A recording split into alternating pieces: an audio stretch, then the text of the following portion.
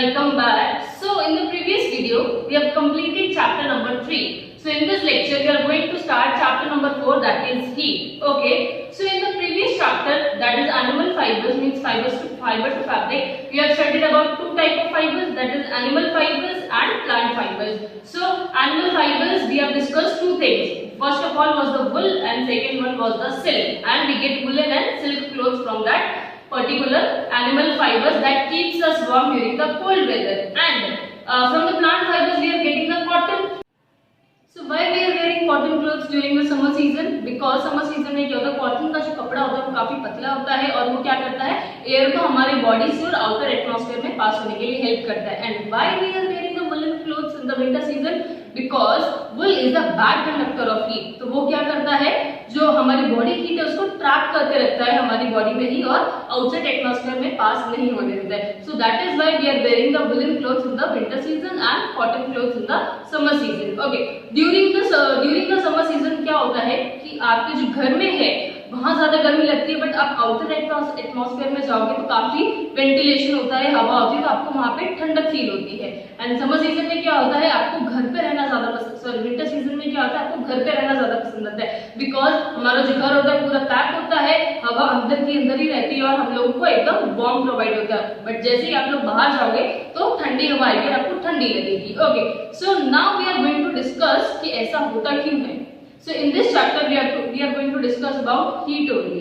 Okay, so let's move on and let's discuss how hot and how cold an object is. Okay, let me give you few example hotness and coldness की. Okay, first one, ice cream. आपको ice cream गर्म खाना पसंद है, ठंडा खाना पसंद है? Obviously आइसक्रीम है ठंडी ठंडी जमी हुई खाने पसंद होगी.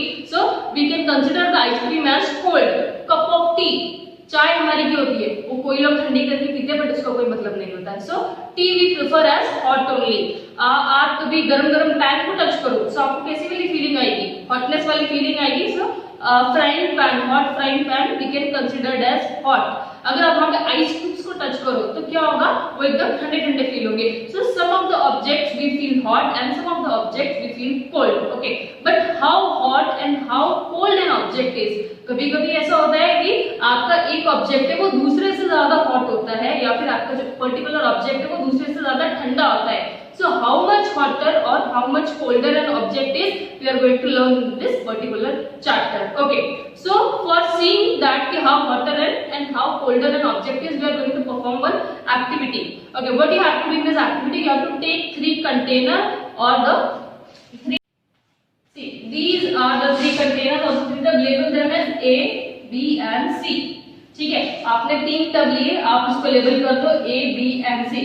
In the first one, pour hot water, but make sure उतना ही गर्म पानी रखना जब आप अपना हाथ डिप करो तो आपको सहन हो सके. ऐसा नहीं कि हाथ जल जाए, उतना गर्म पानी नहीं चाहिए. Okay, so in the first one put some hot water, in the second one put very cold water. ठीक है, B में एकदम ठंडा पानी डाल देना और 3 में क्या करना है, आधा ठंडा आधा गर्म करके नॉर्मल पानी मींस दोनों को मिक्स अप करके जो तीसरा होगा वो इसमें जाएगा. मिक्स मैंने यहाँ पे इसलिए लिखा है क्योंकि हॉट और कोल्ड दोनों जा रहे हैं. Now what you have to do, you have taken hot water in A tub, you have taken cold water in B and you have taken mixed water in C. Now what you have to do, you have to take your hand. For example हम लोग अपने left hand ले लेते हैं. So आपको अपने एक left hand hot water में डिप करना है और आपका जो राइट हैंड है वो कोल्ड वाटर में डिप करना है. 2 मिनट रखो. नाउ ऑब्वियसली जो हॉट है उसमें आपका हाथ गरम गरम फील होगा और जिसमें ठंडा पानी है उसमें आपका हाथ ठंडा ठंडा फील होगा. Now what you have to do, take both of your hands simultaneously and put both of your hands in the third container. ठीक है, अब आपको क्या करना है, दोनों हाथ निकालने और दोनों ही हाथ इस नॉर्मल मिक्स्ड पानी में डाल देने हैं. अब आपको ऑब्जर्व करना है कि क्या चेंजेस या फिर क्या ऑब्जर्वेशंस है आपकी. सो आप ये देखोगे कि आपने जो गर्म पानी से हाथ निकाला था और इस नॉर्मल पानी में डाला वो आपको गर्म ही लग रहा है, और जो आपको ठंडा, जो जिस कंटेनर से आपने ठंडा हाथ निकाला था और इसमें डाला वो आपको ठंडा ही लग रहा है, बट वहां पे तो पानी नॉर्मल है. So what is this theory, मतलब है क्या, वी कैन नॉट टेल कि whether an object is hot और cold by sense of touch only.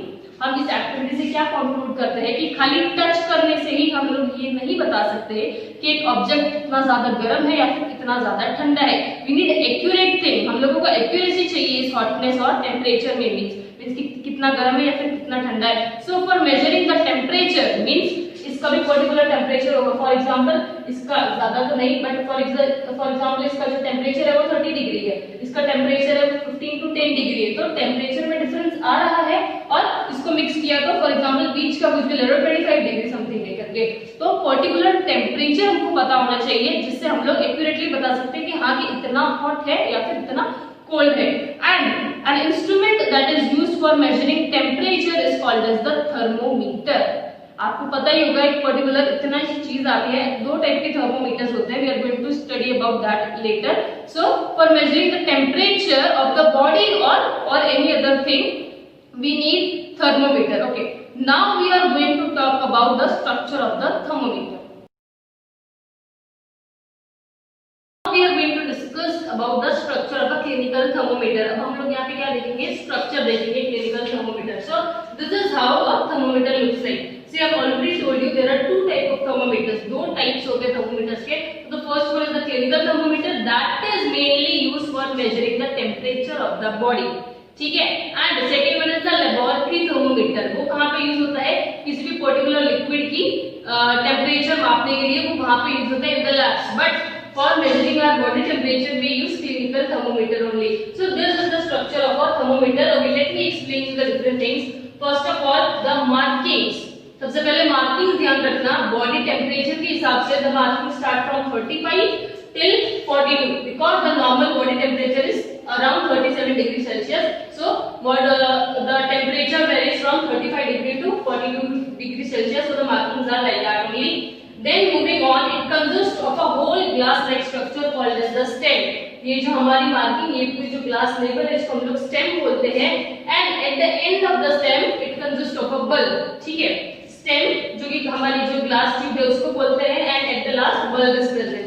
And in this glass structure एक पतली सी, बहुत ही ग्लास ट्यूब, पतली सी ग्लास ट्यूब प्रेजेंट होगी, that is called as the capillary tube. देखो 35 से लेके 42 तक यहां से स्टार्ट होती है एंड एंड होती है हमारी 42 पे। This is the capillary tube and in this capillary tube a shiny liquid is there, this is called as the mercury. यहां पे देखो जो मैंने पिंक से मार्किंग की है ना, that is the mercury. This section is called as the mercury, and mercury is a liquid that is used in the clinical thermometer. It is a very shiny liquid. It works on the principle that mercury expands on heating and contracts on cooling. Means basically liquid expands on heating and contracts on cooling. So जैसे हमको fever हो गया है, हमारा body temperature में कुछ raise होगा, तो ये मर्क्यूरी क्या करेगी, 35 से एक्सटेंड होकर जितना हमारा बॉडी का टेम्परेचर ज्यादा होगा उस हिसाब से एक्सटेंड हो जाएगी। फॉर एग्जांपल 35 से ज्यादा हमारा टेम्परेचर फॉर एग्जांपल 38 पहुंचा है, तो मर्क्यूरी क्या करेगी, 35 से स्टार्ट होकर 38 पे चली जाएगी। And this is how we measure the temperature. Okay, so till here we have discussed about how the structure is there. Long जो ट्यूब है वो भी हमारी स्टेम, एक पतली सी नैरो ट्यूब आती है वो भी हमारी कैपिलरी ट्यूब, फिर आता है एक bulb. Use that particular thermometer and we are measuring the temperature in the Celsius degree. ये हमारी डिग्री सेल्सियस में हम लोग मेजर करते हैं body temperature. Okay, now we are going to discuss कि how to handle a clinical thermometer. Thermometer को read करने का और हैंडल करने का भी एक पर्टिकुलर वे होता है। First of all sanitize it before using and after using it. Obviously जैसे कि हम लोग थर्मोमीटर डिफरेंट, अगर घर में कोई भी बीमार होता है तो एक बार जैसे कि मैं बीमार होगी तो मेरा टेम्परेचर नोट डाउन करने के लिए उन्होंने मुझे थर्मोमीटर यूज करने के लिए दिया, बट सेम बिना धोए या फिर बिना उसको वॉश किए वो दूसरों को नहीं दे सकते। कॉजेज ऑफ इन्फेक्शंस भी मुझसे उन तक पहुंच सकते हैं। सो यूज करने से पहले और यूज करने के बाद आपको बहुत इंपॉर्टेंट है कि एंटीसेप्टिक से या फिर पानी से वॉश किया जाए इसको। So the first one was that we wash before and after use. Second is handle the thermometer very carefully because it is made up of glass. Glass से बना हुआ, इसलिए आप थोड़ा भी रफली हैंडल करोगे या फिर थोड़ा भी वो किसी को हिट कर गया तो क्या होगा, ब्रेक होने के चांसेस है।